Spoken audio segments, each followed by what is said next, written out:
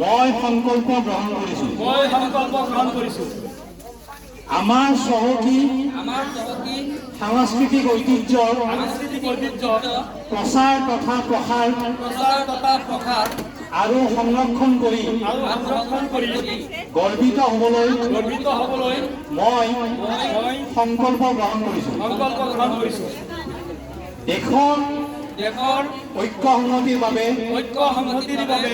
অহোপুৰুষাৰ্থ কৰিবলৈ মই সংকল্প গ্ৰহণ কৰিছো।